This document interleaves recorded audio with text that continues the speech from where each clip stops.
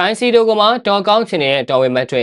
အားလုံးပဲမင်္ဂလာပါများဘောလုံးစတာ channel လေးကနေပြန်လည်ကြိုလိုက်ပါရင် Real Madrid ကကမ္ဘာထိပ်တန်းကစားသမားတွေကိုခေါ်ယူပြီးကျင်းစင်စုကြီးတစ်ခုဖြင့် KSS တည်ရှိလာခဲ့ပါတယ်။ဒါကြောင့်လည်းဥရောပပြိုင်ပွဲတွေဆိုရင်မင်းပန်းလှတဲ့ Real C ကိုလာရောက်ကစားချင်ကြတဲ့ကျဲဝင်းတွေကများပြပါတယ်။ Real Madrid ကဒီဘက်နှစ်ပိုင်းမှာကစားသမားတွေအသက်အရွယ်ရလာပြီးတချို့တွေကလည်းအသင်းကနေထွက်ခွာကြအနားယူကြတာမို့ပုံစံကောင်းတစ်ခုပျောက်ဆုံးနေခဲ့ပါတယ်။ဒီဟာဒီတော့ Real ကနီးပြသည့်စာပေလုံးစုံတဲ့သူ Real တစ်ခေတ်ပြန်လည်ထူထောင်မှုပြင်ဆင်နေပါတယ်။ Real ကနေရာတိုင်းမှာကစားသမားကောင်းတွေရှိနေတယ်ဆိုပေမဲ့ကွင်းလယ်ကွက်လက်ကိုတော့200တီကြားတဲ့အထိမဖြစ်နိုင်သေးပါဘူး။ Real အတွက်အသင်းလျော်ဆုံးကစားသမားတွေကိုဈေးကွက်ထဲမှာရှာဖွေနေရင် Radar ထဲမှာရှေ့ဆုံးကိုရောက်လာတာက Chelsea ကစားသမားမွိုင်းကိုင်စီလိုဖြစ်ပါတယ်။ကိုင်စီလိုကရာသီတိုင်းကောင်းတယ်ဆိုပေမဲ့ဒီရာသီမှာတော့ထူးချဲ့ခြေစွမ်းကိုပြသထားပါတယ်။ဒီရာသီရှစ်ပွဲကစားပြီး3ဂိုးသွင်းပေးထားတဲ့ကိုင်စီလိုဟာ Chelsea နဲ့အတူ Conference League ကလပ်ကမ္ဘာဖလားကိုရရှိထားပါတယ်။ကိုင်စီလိုရဲ့ခြေစွမ်းကြောင့် Real Madrid ကလည်းကွင်းလယ်ကစားသမားလေးကိုကျဲစင်စုကြီးမှာပေါင်းထည့်ဖို့တဲ့စိတ်ဝင်စားနေကြောင်းသတင်းတွေကဆိုလာပါတယ်။ကိုင်စီလိုက Chelsea မှာနှစ်ရှည်စာချုပ်ချုပ်ဆိုထားတာဖြစ်ပြီး2031အထိစာချုပ်တက်တန်းကျန်နေသေးတယ်လို့တနည်းတက်တန်းတိုးခွင့်လည်းပါဝင်နေပါသေးတယ်။ပြီးတော့ Chelsea ဘက်ကကိုင်စီလိုရဲ့အနာဂတ်နဲ့ပတ်သက်ပြီးစိုးရိမ်နေခြင်းမရှိပါဘူး။အပြောင်းရွှေ့သတင်းထောက် Fabrizio Romano ကလည်းကိုင်စီလိုက